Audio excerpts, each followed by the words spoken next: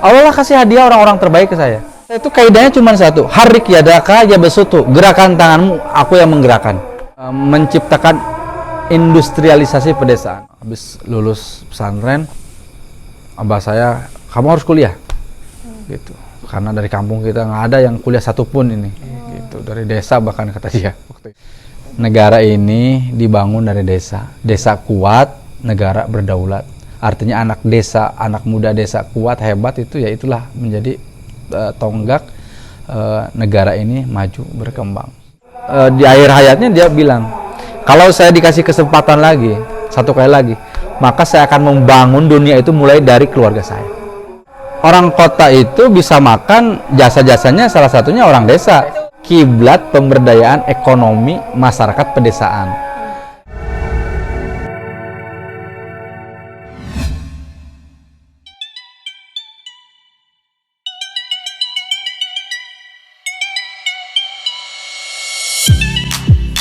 Desa bisa apa? salam berudak desa. Salam. Assalamualaikum warahmatullahi wabarakatuh. Waalaikumsalam warahmatullahi wabarakatuh. Oke, balik lagi di podcast Ruang Anak Desa bareng gue Dani. Anci. Gue AA. Salam berudak desa. Salam. Oke, di episode kita kali ini kita sedang berkunjung ya. Iya. Biasanya kita mengundang, tapi kita berkunjung. Tapi kita berkunjung. Nggak sopan saya ya? Tapi kita bersyukur karena tempatnya Masya Allah. Nah, itu jawabannya. Kita harus First tahu. impression saya ketika ngeliatin wih, ternyata di kita tuh ada ya yang Ada seperti ya, ini iya. gitu. kayak gimana gitu, kirain tuh di hanya di kota aja gitu, jadi kayak brandingannya Iya. pesantren tapi suasananya bisa senyaman ini, semodern ini. Ini ruang anak desa ini. Iya. Boleh pakai nih ruang anak desa. Hebat. Oke. Jadi kita sekarang sedang ada di pesantren Al Muhtadin ya. Al Muhtadin. Kita sedang ada tepatnya di Cikangkung. di Cikangkung. Tepatnya di Cikangkung, dan alhamdulillah kita dikasih waktu buat ngobrol langsung bersama Kang Anggriansa. Oke, langsung aja mungkin ya. Oke, boleh. Oke. Ke host utama. Ke host. Oke, Kang gitu. Terima kasih banyak nih kesempatannya. Dibilang saya yang makasih udah datang. Aduh, ya Allah teman-teman, ternyata kalian budak desa kalau misalkan belum tahu tentang tempat ini, coba kunjungin ya. Di sini ada kafenya, banyak banget pokoknya yang bikin kalian tercengang. Hah, ternyata ada di desa kayak gini gitu. Ada gitu, makanya tonton terus Ruang Anak Desa. Oh.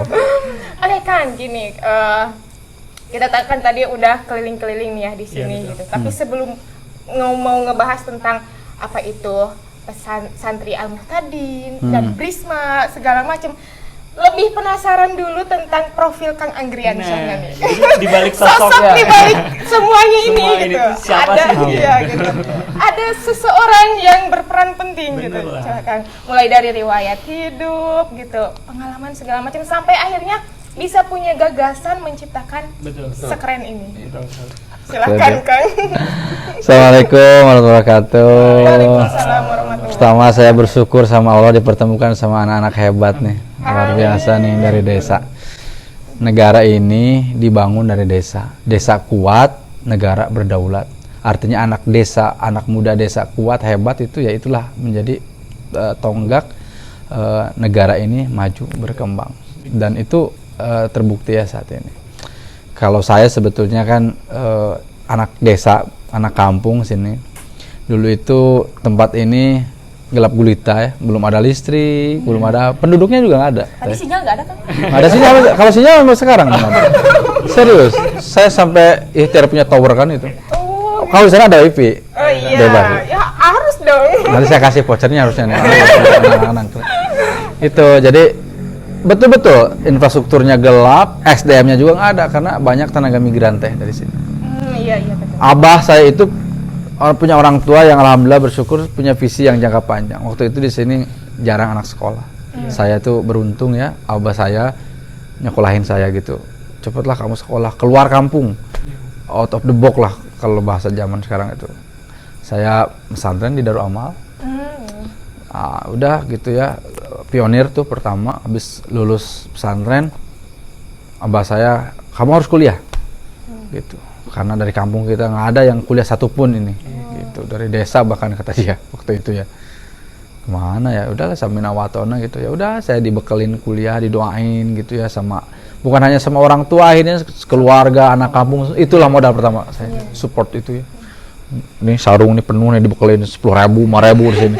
Ada yang beras, bapak saya bingung ke Jakarta bu apa. Saya juga nggak tahu ke Jakarta naik apa. Ya itulah sampai saya nanya kan, kata abah saya, kamu itu kan Bani Adam, anak Adam. Selama anak Adam bisa ada yang ditanya, ya pasti sampai tujuan. Gitu ya. Kalau urusan apa itu fakultas, jurusan dan sebagainya, urusan guru saya. Karena waktu itu pilihannya ya udah yang paling cepat, murah, cepat lulus gitu aja. Gitu. Saya juga nggak tahu jurusannya apa. Yang penting waktu itu dapat panggilan saya harus ke Jakarta lewat jalur PMDK wawancara katanya. Ya udah, saya jalan aja, tanya ke kakak kelas, ke Jakarta lewat mana? Ya kasih tahu rutenya teh, bener-bener lah ke Lembur situ naik angkot. Saya belum pernah ke Sukabumi teh. Oh itu. Bener. Pertama kali. Pertama itu naik angkot dari situ ke Degung waktu itu, habis itu naik rambutan ke rambutan kata orang naik Kopaja warna kuning 109. Tapi nyasar nggak Kang? Nah itu saya cerita nih. Nah ini. Saya lulus tuh dari sini sampai rambutan. Nah di rambutan saya nanya lagi kan, Ya. UIN di mana? Gedungnya sebelah kanan, warnanya coklat, Iya. tinggi. Sebelah kanan. Dari sini ke Ciputat lah paling juga 20 menit. Oke gitu. Saya naik begitu. Rupanya itu bis itu istimewa. Joknya cuma 2 biji. Jok. Jadi orang itu suruh berdiri semua, sampai dempet begini. Iya, iya. Wah, formalitas doang nih jok. Saya milih yang paling dekat kaca karena pengen ini kan posisi sebelah kanan. Itu asli. Dari rambutan sampai UIN saya nggak nengok begini aja, liatin plang mana. Sampai pada akhirnya itu sengkle nih. Bayar. Aduh. Ujung-ujungnya orang pada turun semua. Saya tanya ke supir, "Pir, udah sampai nih UIN?" Bukan sampai terminal Ciputat katanya. UIN yang mana? Lewat. Udah sengkle lewat. Ah udahlah. Tapi dia bilang jauh nggak jalan. Udah jalan. Dari Ciputat tuh. Ciputat. Dulu Ya. juga saya kayak gitu pas pertama masuk kuliah kan harus daftar doang ke sana. Terus belum pernah ke Bandung. Itu sampai nyasar kemana-mana. Ini Bandung udah sampai belum? Ini Bandung, ini Padalarang kali. Sampai nggak tahunya kayak gitu. Jadi ceritanya Banyak kayak tertarik gitu. lagi kepada larang sih. Dasar. Persis gitu. Ya udah akhirnya proses dilalui PMDK ya alhamdulillah Allah kasih kesempatan saya lulus gitu, kuliah di situ. Saya susah hubungan juga sama di sini. Gimana caranya saya di sana untuk survive. Nah, disitulah mulai gitu ya. Saya coba beradaptasi gitu ya. Di sana bagaimana cara orang kota belajar, disuruh bikin makalah, orang pakai ketik, saya tulisan tangan. Pas di storyin ke dosen beda sendiri. Akhirnya yang lain setor saya ambil lagi. Malu. Gitu. Ditanya, kok nggak ngerjain tugas? Buat ngerjain, dos ini berlaku nggak begini? Kamu itu apaan ini kayak anak SD kan nulis begitu. Dirubah tuh. Mulai itu belajar komputer teh. Oh iya. Tapi itu mohon maaf, itu tahun berapa ya? Pas pertama kali itu. Masih tahun-tahun 2000-an ya. Jadi belum terlalu jauh sih gapnya. Tapi memang waktu itu kondisinya ini kan listrik 2001 maksudnya. Ya udah, saya ikutin prosesnya, saya belajar. Yang pada akhirnya karena saya rajin di komputer, bukan karena rajin bikin makalah, rajin belajar, pengen kalau enggak nih saya telat ini orang ngumpulin tugas saya enggak gitu. Tapi rupanya Allah kasih wasilah rezeki dari situ juga. Teman-teman di sana itu rupanya orang kota itu juga malas juga ngetik, malas juga ini. Akhirnya ngerenta ke kita. Saya tuh juru ketik, juru ini. Di situ saya dapat uang, dapat berat. Sampai pada akhirnya lama kelamaan saya terkenal pembuat makalah orang gitu. Ya udah ya buat makalah begitu. Tapi untuk nilai sendiri gimana Kang? ya nggak dipikirin. Yang penting nggak lulus sudah nggak masalah gitu ya. Dan semua organisasi saya ikutin. Iya gitu, saya ikut lembaga dakwah kampus, saya ikut HMI, Himpunan Mahasiswa Islam Indonesia, saya ikut lembaga-lembaga lain gitu ya. Untuk apa? Saya goalnya cuma satu, sumber beasiswa dari mana nih, gitu aja. Karena waktu itu sumber beasiswa pasti di komunitas itu gitu. Ya udah, akhirnya kita dapat akses beasiswa. Ya udah tuh, rezeki Allah kasih itu makin banyak dari rentalan tadi, plus kita juga dikasih beasiswa dari berbagai gitu. Jadi uang kuliah saya cuma 1 juta berapa waktu itu, tapi saya dapat bisa sampai 4 juta, 5 juta teh. berlipat-lipat. Iya, masuk gitu, wah itu rezeki Masya Allah. Ya udah tuh dari situ ada pemilihan badan eksekutif mahasiswa. Karena saya punya kartu organisasi dari berbagai organisasi, saya ikut audiensi. Alhamdulillah waktu itu saya terpilih dari Parma, Partai Reformasi Mahasiswa, naik jadi calon presiden BEM. Alhamdulillah saya dapat ceritanya. Nah disitulah awal mula nih, mulai nih, habis itu ya udah saya dikasih Allah kesempatan untuk keliling ASEAN dan sebagainya. Nah di situ sebetulnya awal mula saya mulai untuk oh iya, goal hidup setelah ini saya mau kemana? Saya harus punya plan, nggak bisa saya berleha-leha gitu. Nah, gitu terus sampai pada akhirnya pulang dari luar negeri dapat beasiswa, tetap saya ditawarin kerja dekat UIN itu ada beberapa, ada Transmart ya, ada Gintung waktu itu. Transmart itu bukan kerja kayak kamu jurnalis, bukan. Jadi kan mereka butuh crowd. Saya presiden BEM. Saya bagian bawa mahasiswa untuk ikut acara Desi Show waktu itu, Tukul, Empat Mata gitu, apalah banyak acara talk show Kick Andy apa semua. Kan dia butuh crowd. Nah, kita dapat crowd. Itu per orang itu dibayar 50.000. Per orang gitu. Dapat makan, transport dikasih. Tapi kita kan sebagai koordinator dapat pi ya gitu, kayak gitu-gitu deh. Untuk nggak dahsyat ya. Nah, itu udah tuh sampai itulah perjalanan saya sampai lulus saya harus segera kerja ini. Saya nyusun skripsi, lulus itu ya udah ada kakak kelas waktu itu alumni yang kerja di suatu yayasan besar. Saya ikut sebagai volunteer. Niat saya dulu nggak lempeng juga. Niat saya yang penting saya dapat networking aja, volunteer itu. Tapi qadarullohnya saya betah di situ gitu. Networkingnya juga dapat, tapi nyaman. Jadi kerjaan yang saya tekunin itu yang punya impact teh. Jadi tidak untuk hanya sekedar kita kerja dapat untuk diri kita, tapi ada social impact yang besar di situ. Itu yang saya tekuni. Terlena saya di sana,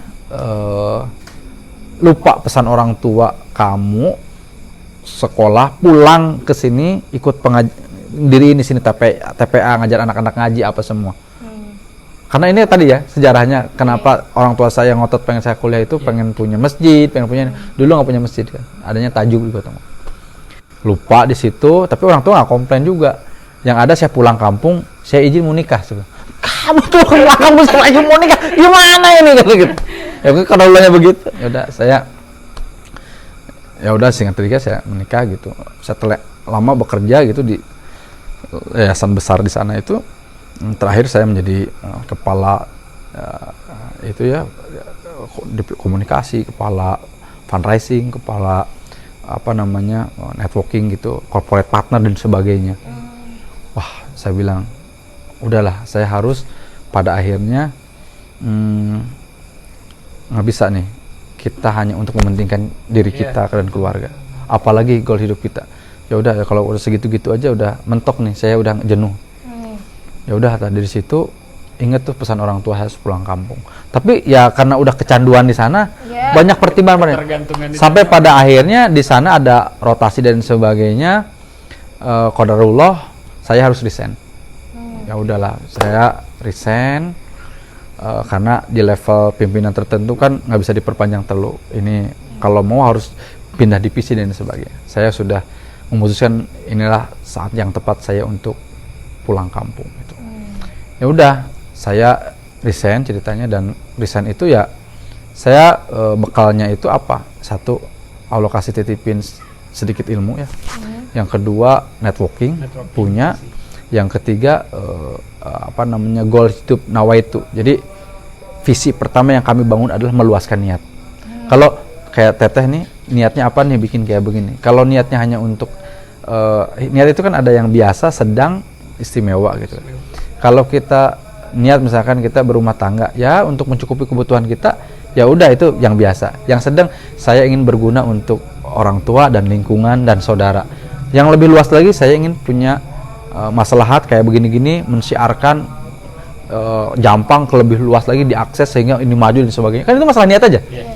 Nah, pertama target saya adalah meluaskan niat. Ya udah, karena meluaskan niat saya pulang. Apa yang tadi menjadi ikro tadi selama berpetualang tadi, betul kayak Teteh, saya belajar ke berbagai pihak gitu.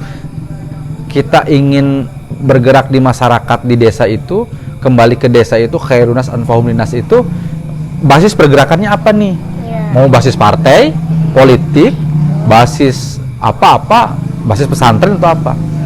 Ya karena saya mungkin amanah orang tua juga urusan pengajian gitu ya, jurusan yang saya tekuni juga urusan dakwah, di lingkungan itu ya udah pergerakan yang saya bangun itu adalah pesantren teh. Tapi saya ingin melihat pesantren yang punya social impact gitu ya. Jadi bukan saatnya lagi masjid dimakmurkan umat, tapi masjid sudah memakmurkan umat. Bukannya saat lagi pesantren itu mencetak generasi ini gitu, tapi saatnya udah ke action gitu ya. Pesantren bisa mensejahterakan, bisa menjadi ekosistem ekonomi dan lain sebagainya. Sehingga lulusan pesantren itu punya keberdayaan, punya kemandirian ekonomi dan lain sebagainya gitu. Tapi yang kita bangun adalah di desa, maka kita harus ciptakan sebuah ekosistem industrialisasi pedesaan. Itu sebetulnya gambaran-gambaran itu semua diturunin dalam sebuah rencana. Mimpi itu kita turunin lagi sebuah rencana itu kita turunin lagi dalam sebuah action. Jadi itu tahapan yang kita lalui. Nah, seperti Rasulullah, kalau sudah di tahapan ini, yang paling pertama adalah betul tadi. Ini udah keren nih, tim. Kita harus bangun tim. Ya, akhirnya tim itu ada 2 kan. Sahabat Rasulullah itu punya tim itu nggak banyak, cuma 4 tim intinya kan. Nah, Khulafaur Rasyidin itu. Tapi dia itu satu punya influence, yang kedua punya power. Dia punya pengaruh, yang kedua ya punya kekuatan, punya kebijakan gitu. Akhirnya kita pilihin tuh teman-teman itu. Buatlah kita program di sini gitu. Ada 2 program yang kita bangun di sini itu. Satu adalah social impact. Bagaimana memberikan akses pengetahuan orang yang tidak punya pengetahuan melalui pendidikan, baik itu formal dan non formal. Makanya di sini ada yang formalnya TPQ, TK apa gitu. Ada vokasi di sini. Vokasi itu jurusan terapan pertanian, peternakan, perikanan gitu. Ada yang kedua memberikan akses satu akses pengetahuan supaya yang gambarnya yang bodoh bisa pinter gitu. Yang kedua akses networking yang terbelakang jadi maju. Gimana produk desa ini dikenal oleh masyarakat. Terus yang ketiga memberikan juga akses pekerjaan dari tidak punya penghasilan jadi punya penghasilan. Nah itu 3 itu menjadi asesmen dasar kita, kondisi permasalahan di sini waktu itu asesmennya. Nah maka untuk membangun sebuah kemandirian ekosistem ini harus dibutuhkan unit usaha. Nah unit usaha itulah kita namakan adalah Brisma. Kenapa Brisma? Waktu itu pas berdirinya itu, kan ini berdiri belum lama ya. Pas zaman kampanyenya presiden, yang satu bersama Indonesia Maju, yang satu lagi bersama Indonesia Makmur. Karena tadi bekal networking di sana, dua-duanya ke sini teh. Pak Sandiaga Uno, Pak Indra Uno ke sini. Waktu itu ngasih duit apa semua. Timnya Pak Ma'ruf Amin juga ke sini. Kan bingung kita, ini namanya apa nih program Brisma, Pak? Pas Pak Kiai Ma'ruf Amin bersama Indonesia Makmur, pas ada Sandiaga Uno, pas Indonesia Maju, gitu Pak, begitu. Ada sih BRI bersama BRI gitu, ada Indonesia Maju gitu, kayak gitu awalnya. Akhirnya itu jadi doa.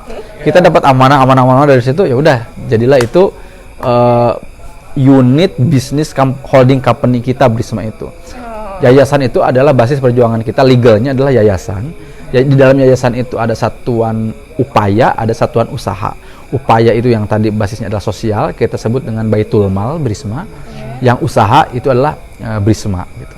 Nah, semua itu digabung Brisma Group karena dalam sebuah ekosistem Brisma itu bisnisnya itu banyak gitu ya. Sektornya ada 4. Satu di peternakan. Alhamdulillah kalau teman-teman tahu mungkin 2 tahun ini Al-Muhtadin ini kurban itu udah nyampe ke Jampang itu 2.000 ekor per kurban gitu ya. Gitu. Terus yang kedua di pertanian itu kita alhamdulillah sudah punya 1000-an hektar nanam gitu ya. Yang ketiga di peternakan di perikanan keramba, bagaimana di sini lahan tidak produktif bekas galian pasir, banyak kubangan air, kita produktifkan jadi kolam ikan, budidaya ikan keramba di Cijoho situ. Itu sebetulnya program peternakan, perikanan, pertanian. Satu lagi kita sebutnya Ikra. Ikra itu industri kreatif dan jasa. Jadi ada yang senangnya Bisma Wood gitu, keperkayuan. Ada yang senangnya orang itu, anak muda itu tidak senang semua jadi petani langsung kan. Pengennya di hilirnya dia senangnya dinilai tambahnya jadi barista gitu. Makanya kita siapin kafe gitu.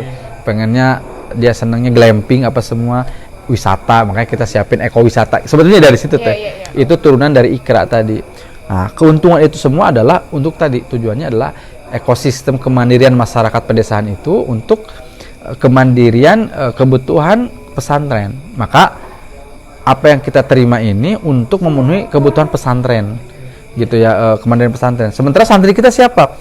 Yaitu tadi santri kita itu petani santri, nelayannya santri, semua kita sebut santri. Kenapa? Karena kaidahnya menuntut ilmu itu minal mahdi ilal lahdi. Sampai tua pun ya menuntut ilmu, masih terdaftar jadi santri. Toh kita menganggap formal ya sah-sah aja dia jadi santri, karena secara strategi pergerakan lebih mudah ketika kita mengedukasi tahapan akidah, ukhuwah, tarbiyah, pengetahuan sampai muamalah itu lebih mudah mobilisasi masanya. Maka ya udah ya kita anggap mereka sebagai santri. Nah, sementara santri yang mukimnya di mana? Kita tidak mendirikan itu terlalu besar, tapi kita melihat kan tujuannya social impact.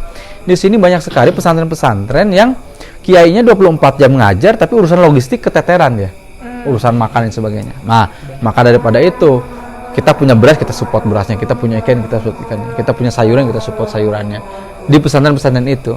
Nah, mereka dapat kesempatan juga di sini untuk contoh misalkan ini Darul Quran nih punya program penguatan hafalan. Nah, kan perlu konsentrasi dan sebagainya. Kita jamu di sini. Kayak gitu-gitu. Enggak nanti kolaborasi gitu. Tapi ya habis itu ya tetap kita support. Kita ada punya beras ya support berasnya. Ada 12 pesantren yang kita Kang. Dari part pertama ternyata udah penjelasan gitu. Cerdas pertanyaan saya harus dijelasin. Iya. Tapi Akang sendiri ternyata udah sepaham itu dong dengan Bisma, dengan pondok pesantren, dengan diri Akang sendiri gitu. Jadi saya udah terlanjur menikmati apa yang udah dibicarakan. Mau nanya ya udah dengerin dulu aja ya udah. Tapi gini Kang, tadi ada catatan yang pengen ditanyain. Kan mungkin itu pesan orang tua balik ke desa gitu. Dari Akang sendiri nih, flashback dulu ya sebelum bahas ke Prisma. Berat gak sih pertama kali pulang ke desa gitu? Terus ada gak kebayang lagi, aduh di desa susah nih mau ngembanginnya, jadi sampai kayak pengen balik lagi ke kota? Karena gini Kang, Akang tadi bilang kan, jadi kita ini banyak imigran gitu, banyak banget orang desa ini yang punya potensinya digunakan di kota atau bahkan ke luar negeri, urban ya. Iya betul. Dan itu sebenarnya keresahan itu pernah saya alami ketika wah ini bahaya nih kalau misalkan di desa orang berkualitas dinyanyiin gitu, bener-bener orang yang berkualitas beneran pergi gitu. Akhirnya yang tersisa di desa hanya yang gitu-gitu aja gitu. Atau gimana nih? Ya sama lah, kalau itu sih lumrah ya teh. Artinya hijrah dari zona nyaman ke zona ekstrim. Zona ekstrim banget.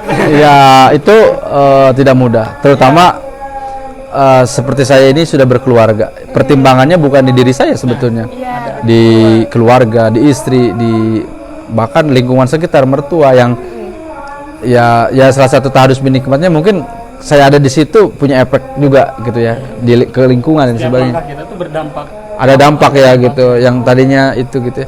Tiba-tiba saya harus pulang kampung, pulang pergi ke sini sebulan sekali, bahkan sebulan 3 kali, 2 kali. Awalnya. Sampai sekarang itu masih bolak-balik saya. Besok nih Kamis pulang, nanti habis lebaran ke sini lagi. Banyak tamu kan dari mana, program harus di setup. Stay aman ditinggalkan. Secara harian aman bisa berjalan lah harian. Gitu. Jadi itu apa namanya ya tentunya gitulah berat, tapi itu tadi di level tertentu dan di titik tertentu kita itu ada masa-masa tahanus ya. Tahanus itu ya masa hibernat ya. Itu tadi kembali ke tujuan, apa sih tujuan kita gitu, apa sih goals hidup kita, ingat lagi itu aja udah. Dan nyari teman yang menguatkan melatih iman kita kayak gitu-gitu. Ya udahlah bismillah gitu. Yang tadinya kita nerima gaji sekarang harus ngegaji orang. Kan gitu beda. Berarti penguatannya tuh itu. Iya. mengingatkan lagi tujuan dan mungkin tadi yang poin yang Nawa kata- itu ya. ya nawa itu Meluaskan meluaskan niat. niat gitu. Tapi emang itu sih Kang, peran kita kalau misalkan mau membangun sesuatu, tekad harus dikuatin Ya, gitu. betul, Selalu betul. aja berdoa pagi-pagi, ya Allah kuatkan Ah tekadnya. ya, Mbak, bagus itu. Gitu. Tadi ada apa ya? Agak sedikit menarik nih. Ini kan udah terrealisasikan mungkin ya Kang. Ini menurut Akang udah belum? Untuk sampai saat ini ya. Baru mulai kita ini. Baru mulai. Nah, berarti untuk grand plan-nya hal gitu itu ya. bisa terjadi, kenapa gitu harus dengan pendidikan yang diunggulkan gitu? Oh, Pentingkan ya. Penting ini soalnya. ya itu kan masalah mindset aja ya, pendidikan itu. Pilarnya pendidikan, kesehatan, yang biasa umum ya, agama gitu. Ya sebetulnya pendidikan itu, edukasi itu apa ya? Ya tarbiyah itu kan inti dari siar ajaran agama gitu. Rasulullah itu menghadapi kaumnya yang pandai beretorika, pandai dengan logika-logika dan sebagainya. Makanya mukjizatnya tidak seperti Nabi Musa, dikasih kalamullah Al-Quran gitu ya. Itu sebetulnya kan kitab suci sebagai buku panduan kita kan, tarbiyahnya kan di situ.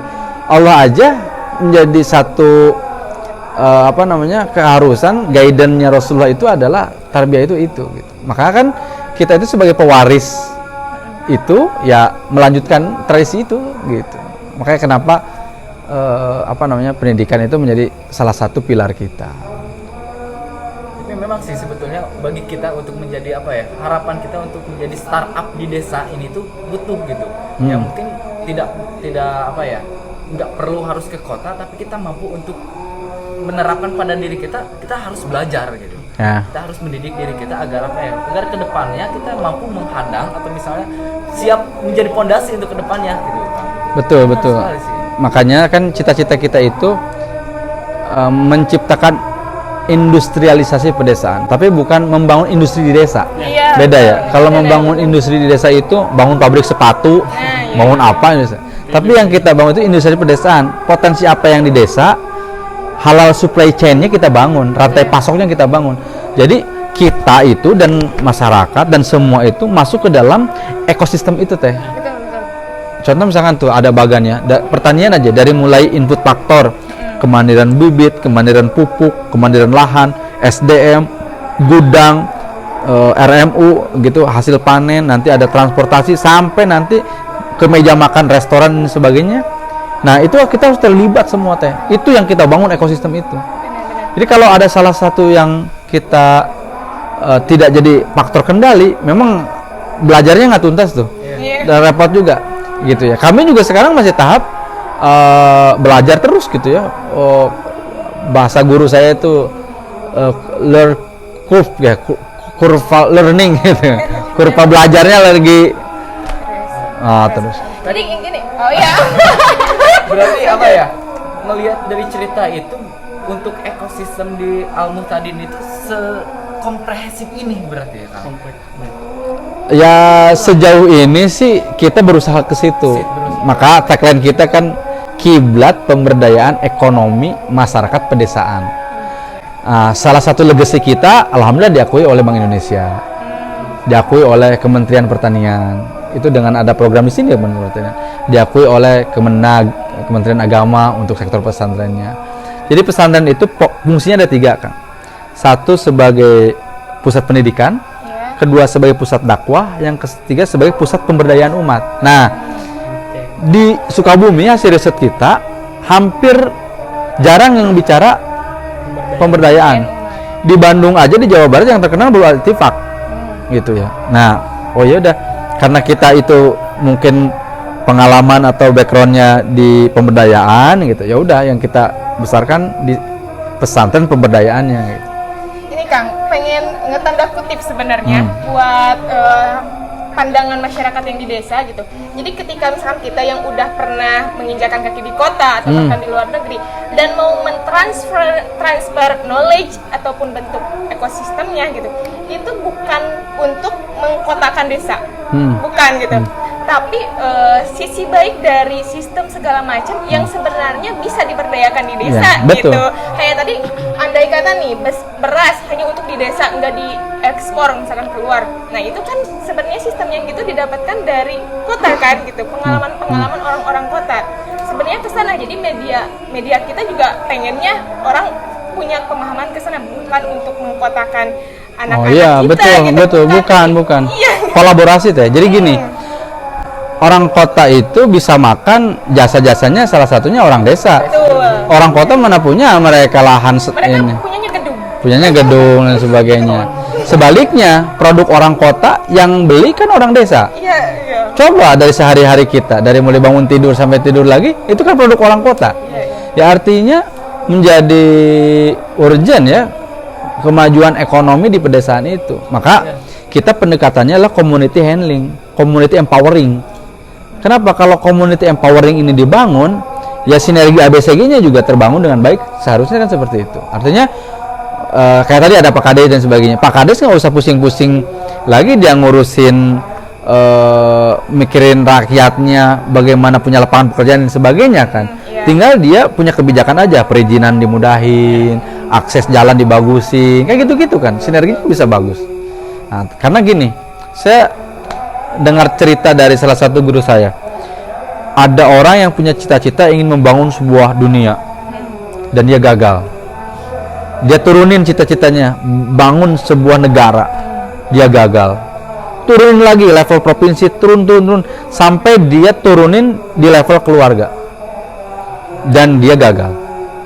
Pas detik-detik dia di akhir hayatnya dia bilang, kalau saya dikasih kesempatan lagi satu kali lagi, maka saya akan membangun dunia itu mulai dari keluarga saya. Nah, ya tadi kan saya cerita, insya Allah untuk keluarga dan sebagainya kita sudah di usia ini sudah cukup ini gitu ya. Kita naik level nih, bagaimana membangun sebuah community kita nih, community ini level kampung, level desa dan sebagainya. Ya kadang Allah itu ngasih kejutan ya, tiba-tiba kita berpikir ngomongin kampung, Allah kejutan, kasih kejutan, tiba-tiba bro, penerima manfaatnya 2 kecamatan di kecamatan ya, ya kalau udah begitu kita harus tunjukkan ya Allah sudah memantaskan kita.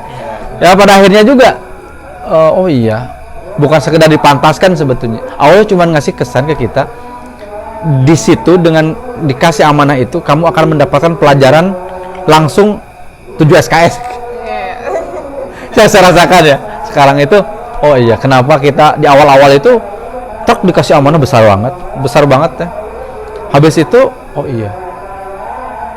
Karena kita udah di level itu, jadi yang biasa-biasa kecil itu ya udah biasa aja kita, udah ngerasa kita lewatin aja.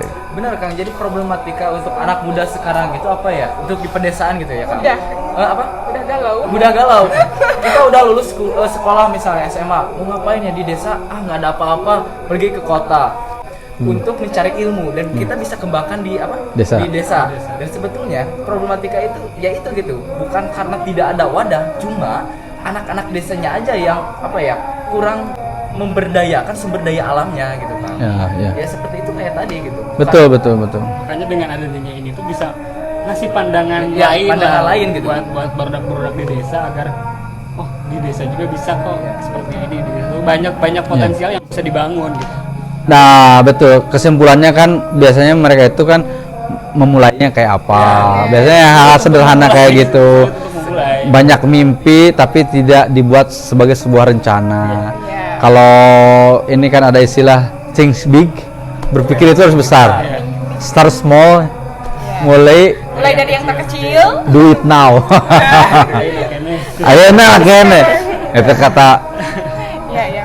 Kang, ini kan tadi Akang cerita tentang pengalaman organisasi.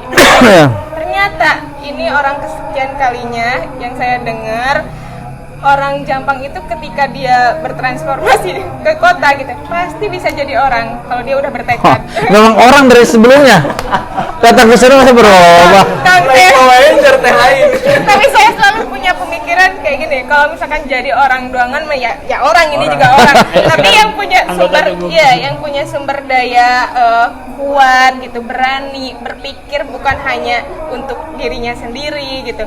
Nah, itu yang sulit. Jadi ketua BEM itu sulit juga, dan Akang bisa berhasil gitu sampai jadi ketua apapun segala macam, mendapatkan relasi yang banyak dan sebagus itu sampai akhirnya ternyata manfaatnya ada di sini ketika membangun Isna, semuanya kayak terbantu yang tadi kan. Jadi tadi Allah itu ngasih pajak itu disambung-sambung oh iya. Udah saya gitu. udah gitu aja itu. Nah, itu pertanyaan berikutnya nih Kang ya. Ini kan pembangunannya bisa dibilang keren ya. Terus juga konsep dari yang santri yang tadi Akang bilang itu sangat beda dengan kebanyakan yang di desa. Kalau yang di desa pasti santri dididik untuk misalnya jadi ustadz, ustazah, hanya belajar kitab kuning gitu. Tapi yang Akang lakukan itu memberdayakan SDM-nya supaya bisa turun langsung ke masyarakat gitu. Nah, itu ide asal mula idenya kok bisa memilih ke sana gitu dan bisa jadi bangunan seperti ini gitu. Nah, itu kan awal mula ide itu munculnya dari mana sih? Gitu? Ya tadi kuncinya kan di kita mau nggak menerima saran orang. Saya itu sebetulnya bener-bener saya itu kaidahnya cuma satu, harik yadaka ya besutu, gerakan tanganmu aku yang menggerakkan. Saya cuma berdoa, ya Allah, saya ingin punya kebermanfaatan dan bla gitu ya, kita minta sama Allah biar Allah ya mengguidance saya. Allah lah kasih hadiah orang-orang terbaik ke saya. Ide pesantren pemberdayaan juga sejatinya bukan dari saya secara ini, tapi secara visi saya ada kesamaan, tapi ide literasinya pesantren pemberdayaan guidance-nya ke sini enggak, itu dari guru. Beliau jadi pembina di sini. Bahkan hal-hal yang ide bangunan kayak begini, ya itu juga bukan pure dari saya gitu ya. Saya cuman di ikhtiar nyari ya biasa di Google di kayak begitu. Habis itu nanya gitu, gimana uji coba kayak gini. Ya rupanya dikasih lagi nih guru saya di depan. Ngasih ide-ide ini beliau. Serius gitu. Beliau itu guru saya multital. Beliau itu direktur Askrindo Syariah yang dikelola bukan uang 1 miliar 2 miliar, triliunan. Karena yang dia jamin adalah bank-bank syariah. Tapi mau ke sini coba bareng sama saya bantu gitu ya. Kan kalau bukan karena Allah yang ngajak, begitu. Beliau yang ngasih ide tuh mina cabe, mina apa. Saya kadang ya udah saya cuma minta aja gitu. Di jalan aja begitu. Beliau mah enak, ngasih ide plus ngasih uangnya kan gitu enak.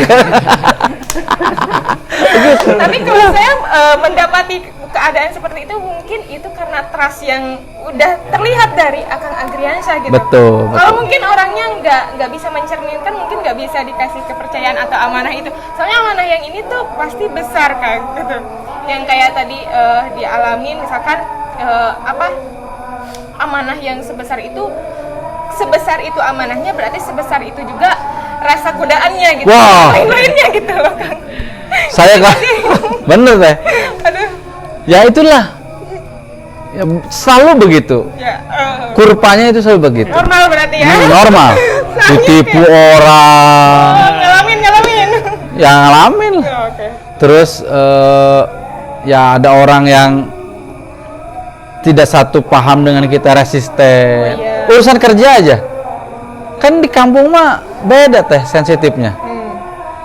Yang mau kerja 10 orang. Lahan pekerjaannya cukup 2 orang, 3 orang. Kan itu nggak mudah manage kayak gitu aja. Betul. Itu dari hal yang kayak gitu-gitu kita latih gitu. Dan manage SDM itu. Cuman itu tadi, makanya memang harus kebijaksanaan itu memang lahir tidak berproses ya. Sampai pada akhirnya kalau udah di titik tertentu itu ya udah apapun yang terjadi itu qadarullah. Ma soba min musibatin illa bi'idznillah. Udahlah begitu. Jangankan kita ya ngatur kayak gini. Kipas nyala, daun turun ke bumi itu semua bi'idznillah. Apa upaya kita? Apa kuat kita? Apa hebat kita? Kalau malu sama siapa? Kalau takut sama siapa? Kan begitu. Kita itu hanya yang Allah titipkan nyawa, raga. Kita waktu dalam perut ibu kita nggak tahu apa-apa, nggak ngerti apa-apa, lahir juga tahu-tahu punya utang, kita nggak tahu apa-apa gitu. Nanti juga jangan nanya dalam kubur ngapain? Kita juga nggak tahu apa-apa, ya udahlah. Bismillah aja gitu. Ini suka sebenarnya jadi orang yang punya tujuan juga, tapi sebesar itu juga tingkat kepasrahannya gitu. Berserahnya. Saya belajar dari Calontong. Udah keluarga belum? Belum juga semua? Belum semua. Wah, yang berkeluarga aja pengen lanjut ini masih belum? Nih ya, kata cakap ini tapi ini bercanda. Iya. Tapi bagus juga, kata dia, saya itu orangnya pasrah, punya anak banyak. Biar beban ringan, saya pasrahin anak-anak saya ke mertua saya. Karena orangnya pasrah. Tapi konsepnya gimana? Iya, saya pasrah katanya. Ya udah, Pasrahnya beda ya. punya anak, capek ngebiayain, kasih ke pesantren salaf, saya pasrahin ke kiai. Oh, pasrah. Lebih ke menyerahkan. Allah yang kasih rezeki, insya Allah ada gitu. Iya, kata tadi kalimatnya pasrah. Iya, iya. Oke, lanjut Kang. Ngebahas lagi kan tadi Brisma itu terbagi dalam 3 fokus ya? 4. 4, pertanian, Peternakan, peternakan, perikanan, ikra. ikra. Sama ikra ya. Nah, ini cara bentuk SDM itu gimana Kang? Apakah menurunkan mentor-mentor yang bisa ngelatih nge-create si santri-santrinya buat bisa diberdayakan, atau Akang sendiri nih yang keringet ketar-ketir gitu ngebentuk? Ya, secara ikhtiar manusianya kita dilalui. Artinya ada pelatihan, ada penguatan, penyuluhan. Nah, tapi yang pada akhirnya yang milihin orang-orang itu kan keluar masuk sampai pada akhirnya satu misi dengan kita istiqomahnya. Yang di depan-depan ini kan orang-orang yang sudah terpilih sama Allah, istiqomah dengan kita. Amin. Yang sebelumnya ya banyak juga gitu, keluar masuk. Ya, tapi tetap prosesnya tetap dijalanin gitu ya. Tapi yang pada akhirnya ya titik tertentunya ya udah akhirnya terseleksi sendiri gitu ya. Terpilih sendiri, ini sendiri. Ya udah, itulah yang kita jalanin gitu, simple aja gitu. Oke, teman-teman, ada mau narasi dulu nih buat Break dulu ya. ya, silakan. Disampaikan. Oke, teman-teman semua yang ada di media sosial yang mungkin melihat di sini, Ruang Anak Desa adalah industri media kreatif yang dimana persembahan untuk barudak desa yang tidak ingin mengubur diri hanya karena keterbatasan dan kekurangan. Untuk barudak desa yang ada di Kecamatan Jampang Kulon, Sukabumi Selatan ataupun dari Sabang sampai Merauke yang mau support perkembangan anak desa di Pajampangan di kita, dan terkhusus untuk perkembangan Ruang Anak Desa, kalian bisa support dengan membeli t-shirt Ruang Anak Desa bisa apa? Bisa dibeli di Shopee dengan nama toko Ruang Anak Desa dan juga DM Instagram kita, atau juga bisa dengan pembelian di website Today Anak Desa Today, Anak Desa.id. ya pokoknya yang gitu nanti ada di Instagram. Nah begitu, atau kalau tidak kalian bisa support dengan subscribe, like, komen, dan share ke WA ataupun Instagram kalian agar podcast kita memberikan manfaat yang jejarinya lebih luas. Karena kita bertujuan untuk mengangkat inspirasi, motivasi, dan juga Ngobrolin pandangan hidup. ya. Oke, begitu untuk narasi ya. Oke, Kang, ini sebelum masuk ke sesi kesimpulan nih ya, sebenarnya udah dapat nih poin. Seneng bisa belajar sama Akang nih. Dan saya seneng tadi kayak Mama dan A. Ini Kang, pertanyaan yang ngeganjel banget nih. Impiannya, doa terbesarnya dari Brisma sama santri Muhtadin Al-Muhtadin ini kedepannya apa sih? Oh iya, itu mimpi besar kami itu terinspirasi dari Insinyur Saleh. Insinyur Saleh itu anak desa di Mesir. Ya. Dia itu sarjana yang pulang kampung, kemudian dia mendirikan usaha di sektor peternakan unggas waktu itu. Tapi dia nggak punya kolega banyak, ada 9 waktu itu, kurang 1 orang. Dia sebut mitra ke-10. Dia bilang, ya udahlah, daripada nyari orang susah, langsung aja kita aktakan Allah sebagai mitra ke-10. Nah, dengan di akte itu dia tulis haknya ini 5%, hak Allah 10% terus. Qadarullahnya Allah guidance itu Insinyur Saleh dan timnya sampai pada akhirnya dia bisnisnya itu berkembang, yang tadinya hak Allah 10%, tambahin lagi 20, 30 sampai dia menghibahkan 100% dari keuntungan bisnisnya itu untuk Allah, dan dia jadi karyawan Allah aja. Cuman dia minta sama Allah, ya udah saya hanya cukup samamu ya Allah, mintanya gitu. Nah, tapi bisnisnya itu berkembang, dia bukan saja membangun pendidikan gitu. Dia membangun baitul mal di setiap pedesaan. Dia bangun kampus universitas di desa-desa, dan dia bangun jalan kereta, dia bangun dan sebagainya. Masya Allah, saya kebayang berapa amal jariahnya beliau, legacy yang beliau torehkan gitu, menjadi wasilahnya itu gitu ya. Allah kasih kesempatan dia menjadi wasilah dan amalnya begitu besar. Nah, saya tuh secara spirit niru dia. Bagaimana nih Al-Mutalin ini punya kebermanfaatan, usahanya berkembang. Saya yakin ada titik eksponensialnya, berkembangnya, yang kita itu ikhtiar dari hasil keuntungan usahanya kita udah tiru ini. Punya beras kita kasih tadi ke pesantren-pesantren, punya apa kita kasih ke yang membutuhkan terus gitu. Jadi untuk menjaga niat kita supaya apa yang kita hasilkan itu adalah menjadi wasilah amal soleh kita. Ada satu instrumen dalam Islam ini yang ingin kita kembangkan, itu adalah wakaf produktif. Jadi wakaf produktif ini literasinya ini masih jarang nih bicara wakaf produktif itu. Saya kasih contoh aja. Ada skema wakaf produktif itu disebut mustarok. Artinya wakaf produktif itu kan secara aset itu tidak boleh hilang. Dia diproduktifkan jadi usaha, misalkan usaha keramba, hasil dari empangnya itu 100 juta per bulan misalkan. Nah, dari 100 juta per bulan itu bisa dibagi dengan skema wakaf produktif. Satu untuk mauquf alaih, penerima manfaat, tadi untuk santri-santri. Yang kedua untuk keturunan yang wakaf. Yang ketiga untuk nazir, pengelola wakafnya. Dan itu skema yang keren itu.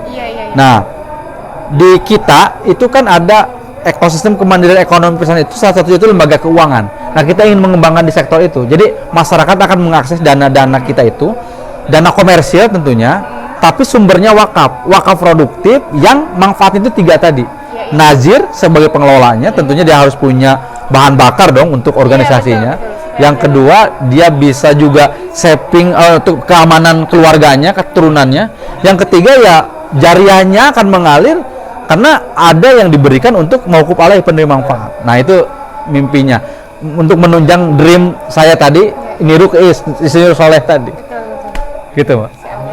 Amin. Doain aja, doain. Kang, mudah-mudahan doanya dicatat sama Gusti Allah. Amin. Dijabah gitu. Ini saya jadi terus mengingatkan diri gitu. Kita itu sebenarnya banyak orang-orang Indonesia yang keren secara otak gitu. Itu keren, otaknya mah udah Melbourne, udah Amerika. Terus ya gitu, maksudnya intelektual udah nyampe ke sana gitu. Tapi kenapa masih ada banyak yang koruptor segala macam? Itu hatinya yang gak beres hatinya gitu. Dan yang tadi Akang terus siarkan, dakwahkan gitu, itu olahraga gitu. Olah rasio. Oh iya.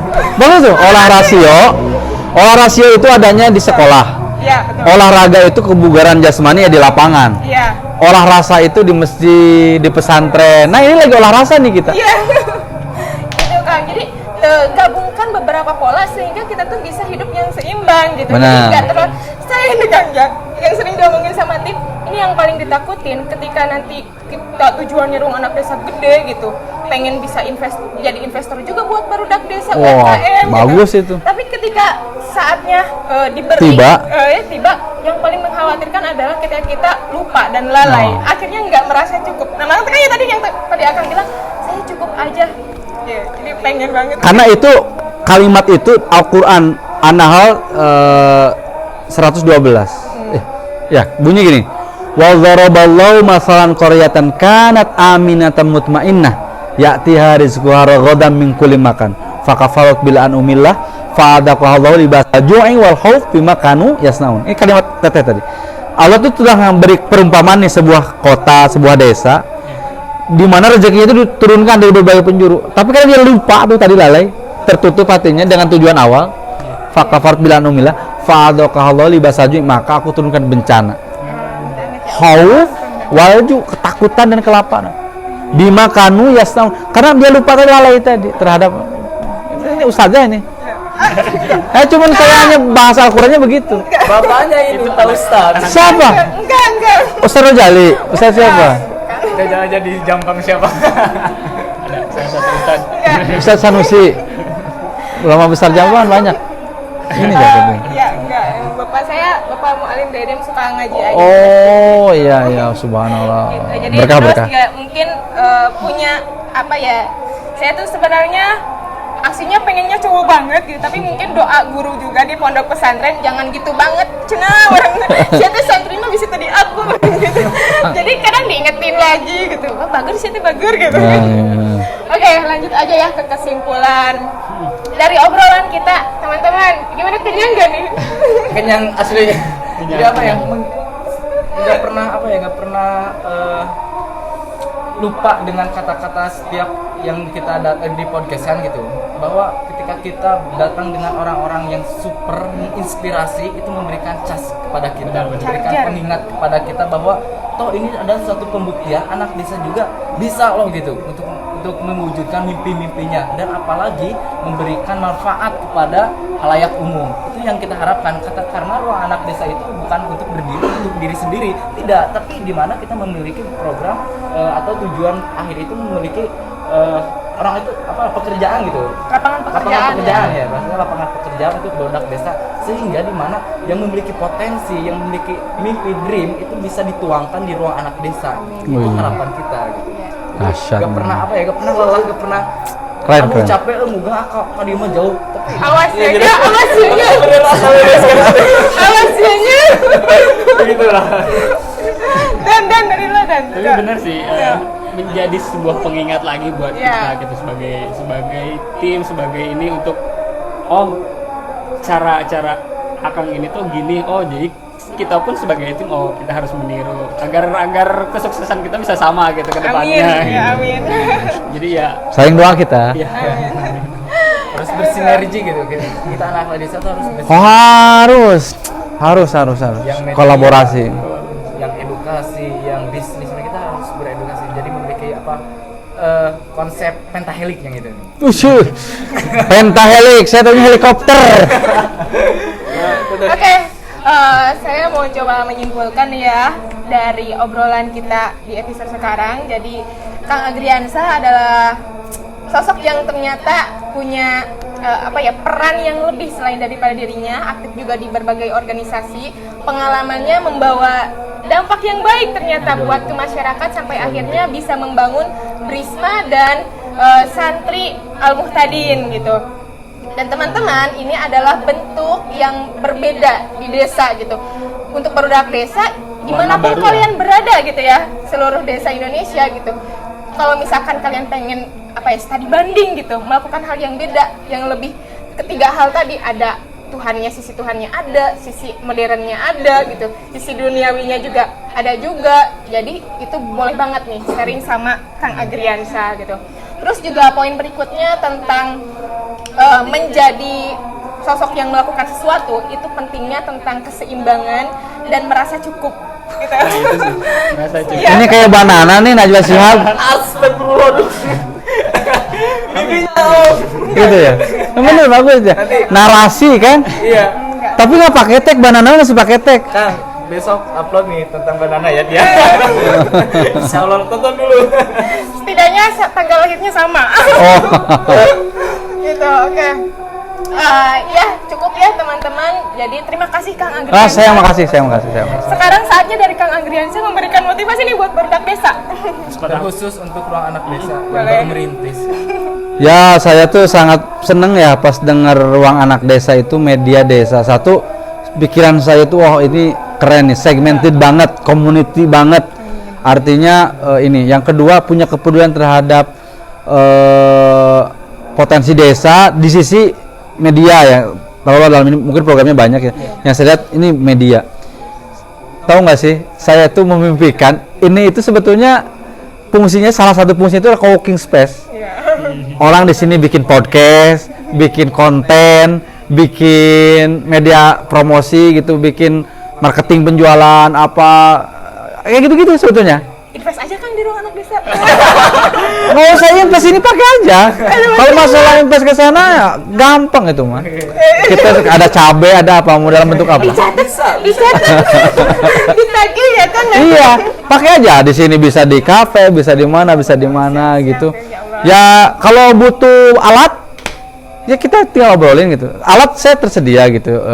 Tinggal artinya saya tuh seneng ya kalau punya teman-teman kita itu kan harus saling menyemangati. Transfer itu ada 2. Kalau transfer uang itu saldo di rekening yang transfer harus ada. Tapi ada yang lebih penting sebetulnya. Transfer spirit.